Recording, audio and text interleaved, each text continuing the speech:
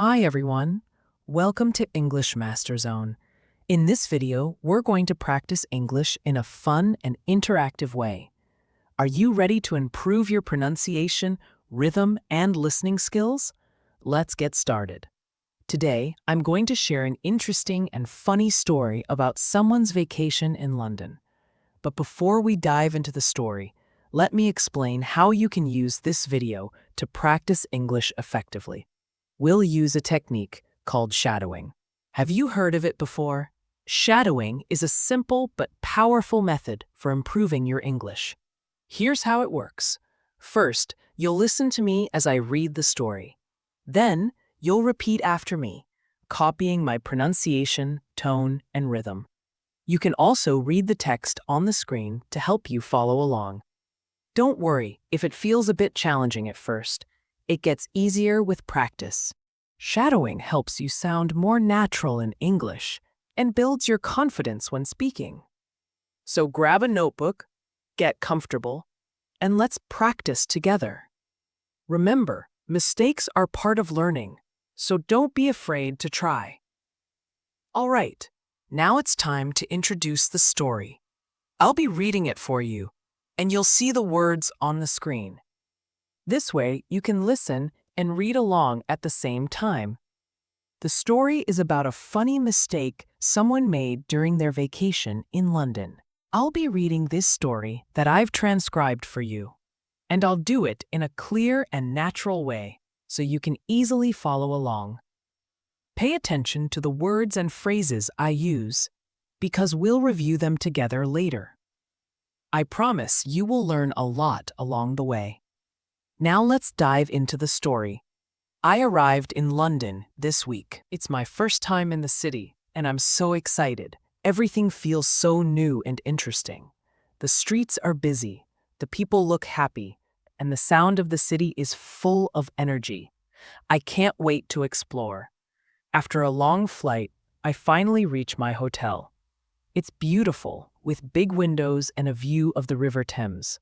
I walk to the reception desk and give the receptionist my name. She smiles and says, "Welcome. Here's your key card. Your room is number 207. Have a great stay." I smile back and say, "Thank you." Then I take my suitcase and head to the elevator. I press the button for the second floor, and the elevator doors open with a soft ding. The hallway is quiet and smells fresh, like flowers. I find room 207, swipe my keycard, and the door unlocks. The room is cozy and clean. There's a big bed with white pillows, a desk by the window, and a small table with 2 chairs. I unpack my things, take a quick shower, and then go out to explore the city. London is amazing. I see Big Ben, Buckingham Palace, and even take a ride on the London Eye. By the end of the day, I'm tired but happy. I can't wait to get back to my hotel room and rest. But little do I know, something unexpected is about to happen. When I return to the hotel, it's already dark. I'm sleepy and just want to lie down. I take the elevator to the second floor, walk down the hallway, and find room 207. I swipe my key card and the door unlocks. But as soon as I walk in, I notice something strange. There's a suitcase by the bed, and it isn't mine. I think. Did I leave my suitcase there? Then I see clothes on the chair. Wait a minute, I whisper to myself. I didn't leave clothes there. I look around the room. The shoes by the door aren't mine either. My heart starts beating fast. Am I in the wrong room? I think. I look at the key card in my hand. It says 27. No, this is my room, I tell myself. But something doesn't feel right. Suddenly, I hear a noise. The bathroom door is opening. My heart almost stops. Who is in there? Is it the hotel staff? Is it another guest? A man walks out of the bathroom. He looks just as surprised as I feel. He freezes, holding a towel in his hand. Then he says, "Who are you? What are you doing in my room?" I'm so embarrassed, my face turns red. I stutter. I, I, I, I think I'm in the wrong room. The man raises an eyebrow. This is room 207, he says. Yes, I reply, holding up my keycard. Look, it says 207. Man walks closer and shows me his keycard. It also says 207, but then he points to something on the card that I haven't noticed before. It says third floor. My jaw drops. I'm on the second floor. I've gone to the wrong floor by mistake. I'm so sorry, I say quickly. I didn't mean to come into your room. The man laughs. It's okay, he says. Just make sure to check your floor next time. I apologize again and run out of the room as fast as I can. My face is so red. I feel like a tomato. I go back to the elevator and press the button for the third floor. My hands are shaking a little. I can't believe I've made such a silly mistake. When I get to the third floor, I walk down the hallway and find the real room 207. I swipe my keycard and the door unlocks. This time, everything is exactly as I've left it. My suitcase is by the bed, my clothes are neatly folded, and there's no one else in the room. I sit on the bed and start laughing. It's so embarrassing, but it's also funny. I imagine the man telling his friends about the strange person who walked into his room by mistake. I think to myself, this is a story I'll never forget. It's a lesson to always double-check your room number and floor. That night, I can't stop thinking about what has happened. What if the man hadn't been so nice? What if he had called security? I feel lucky that everything turns out okay. But I also learned something important. Mistakes happen to everyone, and sometimes they can lead to funny stories.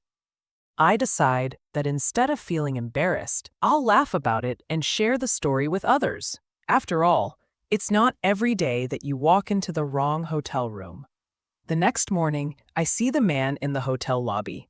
He smiles and waves at me. "Hi, room 207, he says, laughing. I laugh too and say, "Hi, thanks for not calling security on me." We both laugh, and I realize that this little mistake has made my trip even more memorable. From this day on, every time I check into a hotel, I make sure to double-check the floor and the room number. No matter how careful I am, I'll always remember my funny adventure in London. Everyone makes mistakes, right? This story shows us something important. Even embarrassing moments can teach us valuable lessons.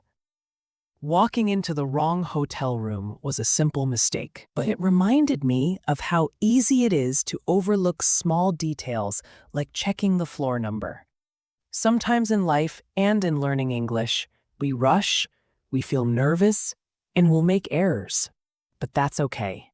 Instead of feeling ashamed, it's better to laugh, learn, and move on. Mistakes are part of growing. Just like I learned to double-check my hotel room, you can learn to double-check your words and sentences when practicing English. And remember, even if you make a mistake, most people will be kind and understanding, just like the man in the story. So what's the lesson here? Don't let mistakes stop you. Whether you're learning English or traveling to a new place, mistakes are opportunities to grow. Laugh about them, learn from them, and keep moving forward. Now let's look at some useful phrases and vocabulary from today's story. These are words and expressions you can use when you travel or even in daily life. Let's break them down and practice together. Useful phrases at the hotel. I think I'm in the wrong room. Use this phrase if you realize you made a mistake and entered the wrong place. Repeat after me. I think I'm in the wrong room. Example, I told the man, I think I'm in the wrong room. I'm so sorry. A polite way to apologize when you make a mistake. Repeat after me. I'm so sorry. Example, when I realized my mistake, I said, I'm so sorry. What are you doing here? A question you can ask someone if they are in the wrong place. Repeat after me. What are you doing here? Example. The man asked me, "What are you doing here?" Vocabulary for hotels and rooms. Key card. A card you use to unlock your hotel room. Repeat after me. Key card. Example. I swiped my key card to open the door. Floor. The level of a building where your room is located. Repeat after me. Floor. Example. My room was on the 3rd floor, not the 2nd floor. Hallway. The long area with doors to rooms on each side in a hotel. Repeat after me. Hallway. Example. I walked down the hallway to find my room. Phrases for polite conversations. Don't worry about it. A kind way to say that everything is okay, even if someone made a mistake. Repeat after me. Don't worry about it. Example. The man said, "Don't worry about it. After I apologized. Mistakes happen." A comforting phrase to remind someone that errors are normal. Repeat after me. Mistakes happen. Example. I laughed and said to myself, "Mistakes happen." Have a nice stay. A friendly way to wish someone a good time at a hotel. Repeat after me. Have a nice stay. Example. The receptionist said, "Have a nice stay," when I checked in. Practice time. Let's practice some of these phrases together. Repeat after me. I think I'm in the wrong room. I'm so sorry. Don't worry about it. Mistakes happen. Keycard, hallway. Great job. These phrases and words are super useful when staying in a hotel or traveling. Try using them the next time you practice English, or even on your next trip. Keep practicing and you'll see great results. Thank you so much for practicing with me today. I hope you enjoyed the story and learned something new along the way. Remember, you can watch this video as many times as you want to practice your shadowing. The more you repeat the story, the more you'll improve your pronunciation, rhythm, and confidence in English. If you found this video helpful, please give it a thumbs up and share it with your friends who are also learning English. Don't forget to subscribe for more fun and practical lessons like this one. Before we go, let me leave you with this. Mistakes are a natural part of learning, not just in English, but in life. So don't be afraid to make them, laugh about them, and keep moving forward. See you in the next video, and as always, happy learning!